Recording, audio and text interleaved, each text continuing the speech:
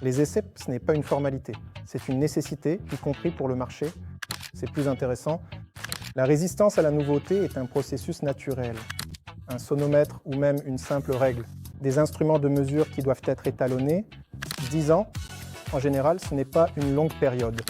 La discussion a été assez animée. Nous avons des solutions qui peuvent être mises en œuvre dans un avenir très proche.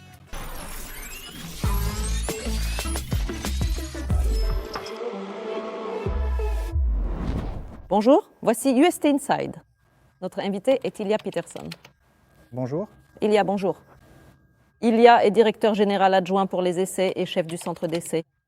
Notre conversation portera sur la raison pour laquelle la certification d'une technologie n'est pas une simple formalité, mais une étape décisive pour son avenir. Ilya, quand on entend le mot « essai », on a l'impression qu'il s'agit de quelque chose de tendu, de difficile. Qu'est-ce que vous aimez le plus dans votre travail? Qu'est-ce qui est le plus important pour vous? Eh bien, avant tout, dans les essais, le plus important, et pour moi, c'est associé à la responsabilité. La responsabilité des résultats, de la précision des résultats, sur lesquels se fonde la preuve de la sécurité de nos technologies.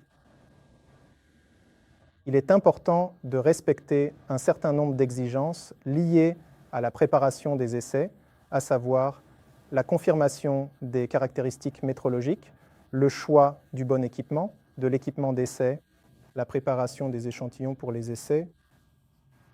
Ilya, vous êtes quelqu'un qui essaye de briser le système, si l'on peut dire, de le briser pour l'améliorer. Est-ce que je vois juste? De nombreux essais impliquent justement de vérifier leur résistance, de vérifier leur fonctionnalité, de vérifier si le produit est conçu conformément aux exigences définies dans la documentation de conception, celles prévues par le cahier des charges. Par conséquent, les missions du centre d'essai incluent inévitablement des tests impliquant, entre autres, la destruction. Comment vous sentez-vous dans ce rôle de destructeur? Quand on sert une bonne cause et que la destruction est pour le bien, pour vérifier la sécurité des structures, alors nous n'avons aucun remords. Ilya, la technologie fête ses 10 ans cette année. Du point de vue d'un ingénieur et d'un testeur, est-ce beaucoup ou peu? Pouvez-vous l'évaluer? Si l'on regarde l'industrie automobile, le développement d'une voiture, d'un nouveau modèle, prend environ 5 ans. Mais il faut bien comprendre que ce délai, par exemple, ne tient pas compte de tous les développements antérieurs. De l'expérience accumulée, c'est en règle générale des décennies de travail sur des composants individuels comme la carrosserie, le moteur. Le développement de ces composants peut prendre des décennies. Un seul moteur, 10 ans? Ça se peut, voire plus. Et il faut comprendre que les nouvelles voitures intègrent souvent des solutions qui ont été conçues et développées bien avant que l'idée de cette voiture n'apparaisse. Par conséquent, 10 ans en général, pour une nouvelle technologie développée à partir de zéro, ce n'est pas une longue période. D'accord. Si l'on se rapproche des essais, pourquoi les essais ne sont-ils pas une formalité, mais une étape dans le développement de la technologie? Bien sûr, les essais ne sont pas une formalité. C'est une étape obligatoire qui atteste de la sécurité de chaque élément d'une structure complexe et permet de passer en toute confiance à l'étape suivante du développement. Quels essais menez-vous actuellement? Actuellement, nous menons des essais très variés, des essais sur banc aux essais en conditions réelles, des essais en conditions réelles du véhicule dans son ensemble. Des essais en conditions réelles, pas avec des modèles vivants? Non. Dites-nous en un peu plus, car je pense que notre public n'est pas très familier avec les détails techniques. Les essais en conditions réelles sont des essais du produit fini dans ses conditions d'exploitation. Si l'on parle d'une voiture, c'est une voiture qui roule sur la route. C'est au centre de R&D, si l'on parle du transport à câble? Oui, tout à fait. C'est-à-dire que nos véhicules, nos drones sur rail sont testés sur la structure de la voie. C'est l'étape finale, c'est ça? Mais il y a d'autres étapes avant.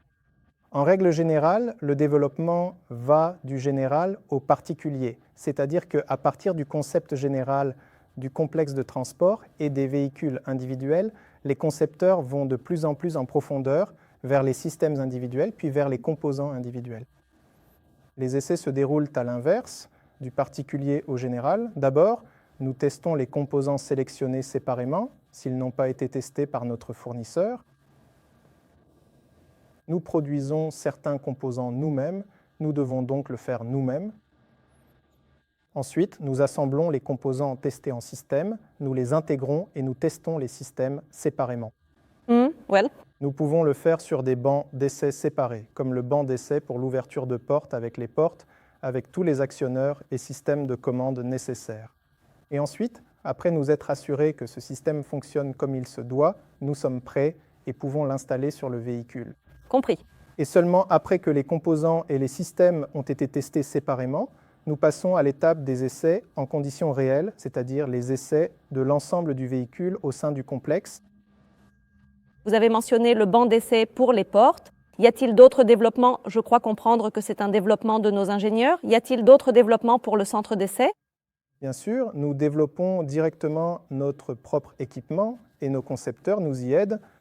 Nous avons un banc d'essai pour les roues, où nous effectuons des essais de durée de vie et de kilométrage pour déterminer la fiabilité, les caractéristiques des roues, leur efficacité énergétique, c'est-à-dire leur capacité à consommer moins d'énergie, le bruit qu'elles émettent lorsqu'elles sont en mouvement, le mode de roulement, etc. L'essai des roues. Donc, vous placez une roue sur une sorte de plateau tournant et elle tourne sans fin, c'est bien ça? Ou comment ça se passe? C'est exactement ça. Nous avons deux moteurs qui actionnent la roue d'un côté et de l'autre côté la charge. Nous appliquons une charge pour que la roue, qui roule sur une roue plus grande simulant un rail, Compris. nous créons une charge avec l'autre moteur, c'est-à-dire un contre-couple. De cette manière, nous simulons le mouvement de la roue sur le rail. Quel est le kilométrage? Combien de kilomètres avez-vous simulé? Vous vous en souvenez? Ça dépend de la tâche des concepteurs. Ça peut être 1000, ça peut être 10 000 kilomètres. La distance peut varier considérablement, à peu près. Où se trouvent ces bancs d'essai? Sur le site de production, à l'ETP ou ici même, à Железнодорожная? Le banc d'essai des roues est localisé à l'ETP, dans notre centre d'essai. Et le centre d'essai est basé là-bas, à Marina Gorka? Pas seulement. Nous avons en fait 3 sites différents. Le bureau principal ici à Железнодорожная. La plupart de nos ingénieurs d'essai se trouvent sur notre site de production principal. Et à Marina Gorka, il y a plusieurs bâtiments distincts avec notre équipement d'essai spécialisé. Ces sites sont tous essentiels pour nos opérations et permettent à notre équipe de travailler efficacement sur différents aspects de nos projets. Donc votre équipe est en fait dispersée dans Minsk et ses environs. Oui, c'est exact. Et comment est-ce facile pour vous de gérer vos subordonnés, étant donné qu'ils ne sont pas à portée de main, mais quelque part en appel, au téléphone, peut-être sur une messagerie? Il y a certaines difficultés, mais pour que mes collègues ne m'oublient pas, je me rends périodiquement au centre d'essai et j'interagis avec eux en personne. Vous avez mentionné les essais en conditions réelles. En menez-vous actuellement? De quelle machine s'agit-il? J'aimerais comprendre. Quel est le statut actuel de vos tâches? Oui, nous nous occupons avec soin des essais complets et détaillés des différents systèmes de communication. Nous testons soigneusement nos roues sur l'une des machines spécialisées du laboratoire pour déterminer le coefficient de résistance au roulement. C'est nécessaire pour choisir la meilleure roue avec la meilleure surface du point de vue de l'efficacité énergétique. Nous avons récemment terminé des essais sur l'un des unibus, des essais pour déterminer l'efficacité énergétique afin de comprendre combien d'énergie est nécessaire pour le mouvement de nos véhicules. Il me semble que ces chiffres étaient déjà connus il y a 5 ans, du moins. Ils étaient affichés sur le site. Vous précisez quelque chose? Bien sûr. Nous utilisons de nouvelles technologies, nous installons de nouveaux types de roues avec un nouveau revêtement et nous testons toutes nos solutions. Donc le travail, même sur un transport déjà prêt, les essais ne s'arrêtent jamais, c'est bien ça? Oui. Comme on dit, l'amélioration continue fait partie intégrante. C'est une partie intégrante du développement. Comment décidez-vous si un véhicule est prêt à être exploité, s'il a réussi les essais ou non? Y a-t-il des indicateurs, des critères? Oui. Je vais essayer de décrire dans les grandes lignes la séquence des étapes obligatoires. Eh bien, tout d'abord, tout commence par le cahier des charges. Sur la base du cahier des charges, on rédige un programme et une méthodologie d'essai afin de s'assurer que chaque exigence a une méthode de vérification clairement définie. Progressivement, les concepteurs élaborent la documentation de conception. Après la création d'un prototype pour les essais, nous le soumettons à ce que l'on appelle des essais préliminaires. Dans le cadre des essais préliminaires, nous devons nous assurer que le produit est conforme à toutes les exigences qui ont été définies dans le cahier des charges. Qui vient de l'ingénieur, c'est bien ça le cahier des charges? Oui. Par conséquent, nous confirmons la conformité à toutes ces exigences et si à ce stade il n'y a aucun problème, aucun obstacle, si toutes les exigences sont remplies, alors nous passons aux essais de réception. Ils se déroulent souvent avec le même volume de tests. Parfois, nous pouvons valider les résultats des essais préliminaires, mais la différence est qu'ils ont lieu en présence du client. Et qui est le client de vos essais? Ce peuvent être des organisations externes ou des organisations internes, si nous réalisons un projet pour nos propres polygones d'essai, par exemple. Et externe, vous voulez dire quand l'Unilight a été construit, par exemple, en tant que projet commercial? Oui, tout à fait, bien sûr. Et dans votre domaine de responsabilité, si je comprends bien, il n'y a pas seulement l'Unimobile lui-même, mais aussi les éléments du complexe de transport et d'infrastructure. La voie, la structure de la voie, les éléments de support. Oui, tout à fait. Nous avons un bureau d'essai pour les viaducs à rails et à cordes. Il s'occupe de la vérification des caractéristiques intégrées dans la conception de la structure de la voie. Ils effectuent des essais de charge sur la structure de la voie à différents intervalles entre les supports. Ils effectuent la mise en charge avec du ballast et mesurent les fléchissements. Comment ça se passe? On met une remorque avec des briques sur la voie? Comment ça fonctionne? Ou on charge des briques dans l'Unimobile? On utilise un Unimobile lesté pour tester la structure de la voie? Yes, I completely agree with what you just said. I have listened carefully to your explanation and I understand your perspective very well. The points you made were clear and made a lot of sense to me.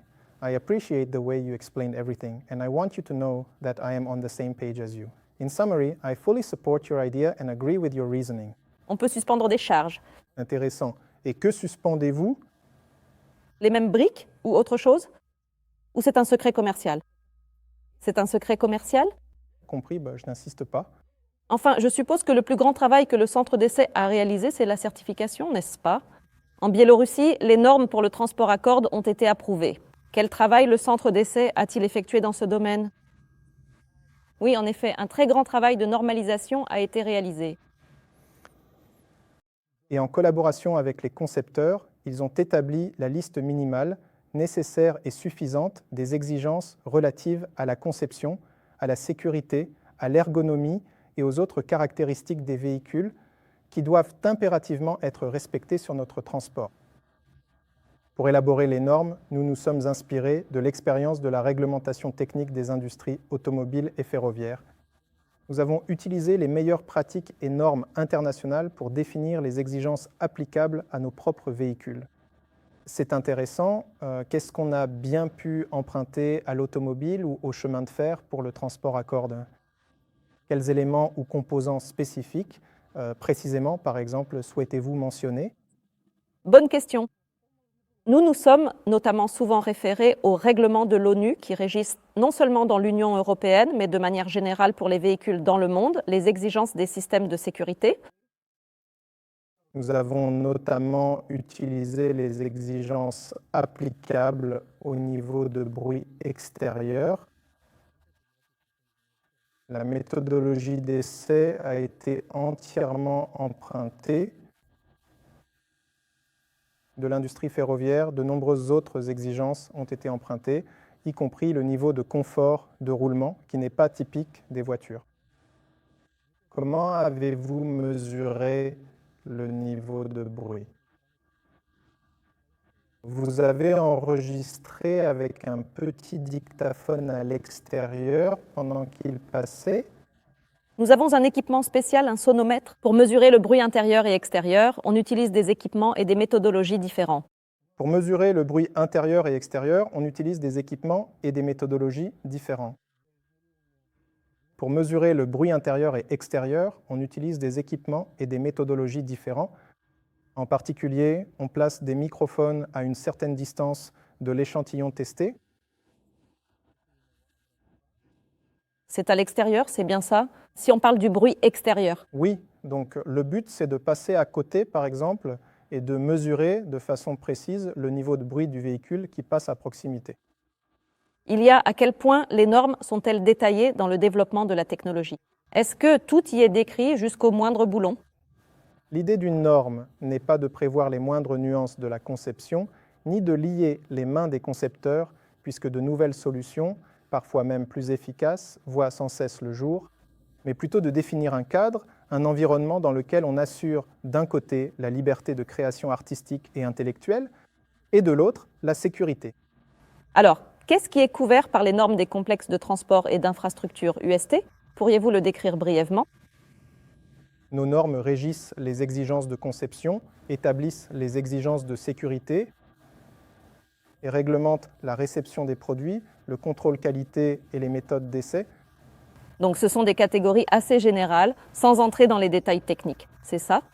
Ce sont des catégories assez générales, mais chaque section contient des exigences plus détaillées qui décrivent comment mettre en œuvre les différents systèmes de sécurité et les éléments de la structure. L'obtention de la norme, est-ce une initiative de la société Technologie Accord? D'un côté, c'est une initiative de la société Technologies Accord. De l'autre, c'est aussi un besoin du marché, avoir un mécanisme de régulation clair et uniforme avec des exigences communes pour tous les acteurs du processus. Les normes nationales biélorusses permettent de produire et de commercialiser ici les complexes de transport et d'infrastructure UST. Mais qu'en est-il de l'état de l'Union? On discute actuellement de projets comme Minsk-Moscou, par exemple. Comment procéder dans ce cas? Si j'ai bien compris, il n'y a pas de normes en Russie? En effet, en République de Biélorussie, les normes STB peuvent servir de base à la certification. Pour appliquer nos normes en Russie, il faut établir des normes nationales russes analogues ou des normes interétatiques GOST qui seront applicables sur tout le territoire de l'Union économique eurasiatique. J'ai lu quelque part que s'il n'y a pas de normes nationales, on peut travailler selon la norme de l'organisation, ce qu'on appelle la STO. C'est vrai aussi. Cependant, c'est la norme de l'organisation que nous utiliserons comme base justificative pour le viaduc Accord. C'est précisément ce mécanisme de confirmation de conformité que nous avons choisi pour la Russie à ce jour. Spécifiquement pour le viaduc? Oui. Et qu'est-ce que ça apporte à l'entreprise si on travaille selon la STO? Ça veut dire qu'on n'a pas besoin des normes nationales du pays voisin?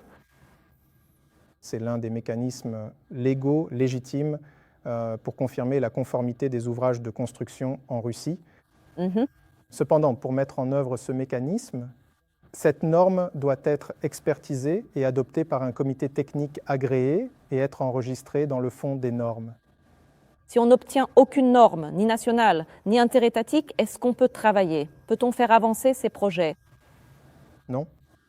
En réalité, les projets sérieux doivent s'appuyer sur une documentation normative sérieuse selon laquelle ces solutions sont développées, comme par exemple pour le projet SOSNI. Il y a quel essai vous a le plus marqué? La fluidité de la marche. Et sans quoi un testeur ne peut-il pas travailler? Sans un instrument de mesure étalonné. Sans une règle, entre autres. Et qu'est-ce qui vous apporte le plus de satisfaction dans votre travail? Servir un but plus élevé. Ça sonne noble. Comment décompressez-vous après une journée de travail intense? La méditation. Et qu'est-ce que les essais vous ont appris personnellement? L'attention aux détails. Ça vous a servi dans la vie? Oui. Et si vous n'étiez pas devenu ingénieur, que seriez-vous devenu? Psychologue? Puisqu'on a parlé du projet du sanatorium SOSNI, je dois vous demander, y a-t-il des essais prévus pour l'Unimobile, peut-être, ou est-ce encore trop tôt? Oui, nous avons de très grands projets pour les essais de composants individuels. Comme je l'ai dit précédemment, nous devons tester les composants séparément, nous assurer de leur sécurité et seulement après les installer sur le véhicule et tester le véhicule lui-même. À ce jour, nous avons planifié les essais de composants tels que l'accumulateur d'énergie électrique, les mains courantes, les portes, le mécanisme d'ouverture et de fermeture des portes sur un banc d'essais séparé et bien d'autres composants. Donc, vous commencez déjà à travailler sur le matériel? Oui, tout à fait. C'est-à-dire que des commandes sont déjà en production. Dès qu'elles seront prêtes, nous prendrons ces échantillons d'essais et nous les soumettrons à toutes sortes de tests. D'ailleurs, qu'est-ce qui est le plus intéressant? Le travail de bureau ou le travail sur le matériel? Pour vous, personnellement? C'est une question très intéressante. D'un côté, dans la certification et la normalisation, ce qui est intéressant, c'est ce rôle un peu stratégique où l'on peut poser les bases d'un processus que d'autres suivront ensuite. C'est le travail de bureau, c'est la partie administrative, mais elle a aussi son intérêt. Du point de vue des essais, c'est plus intéressant. Mais la préparation minutieuse de certains essais est un processus assez routinier et complexe. Les essais eux-mêmes peuvent parfois ne durer que quelques minutes. Seulement? Alors que la préparation, oui, tous les processus annexes, c'est une longue histoire. Oui, cela dit, les essais en eux-mêmes sont bien sûr spectaculaires. C'est intéressant. Ah, il est évident que les essais sont impossibles sans une précision métrologique. Avez-vous un service de métrologie peut-être au sein du centre d'essai? Comment est-ce que ça fonctionne? Oui, au centre d'essai, il y a des métrologues et une fonction de support métrologique non seulement pour notre division, mais pour toute l'entreprise. Nous sommes responsables du choix des bons instruments de mesure, de l'équipement d'essai. Nous sommes responsables de leur maintien à jour. Ce sont des petites règles? Je ne comprends pas bien, l'équipement métrologique, c'est quoi? Un sonomètre, par exemple, c'est un équipement métrologique. Un sonomètre ou même une simple règle sont des instruments de mesure qui doivent être vérifiés Ah d'accord, je vois. ou étalonnés en fonction des exigences qui leur sont. Donc même l'équipement le plus simple est vérifié. D'accord. Alors, peut-on considérer la métrologie comme le fondement des essais? Sans métrologie, les résultats des essais ne sont pas totalement fiables et ne peuvent pas être utilisés pour confirmer la conformité ou comme preuve, notamment dans le cadre de procédures de conformité. Il y a, en plus de votre travail au centre d'essai, vous participez à plusieurs rencontres scientifiques, à des conseils d'experts scientifiques. Je sais qu'il y en a eu plusieurs le mois dernier.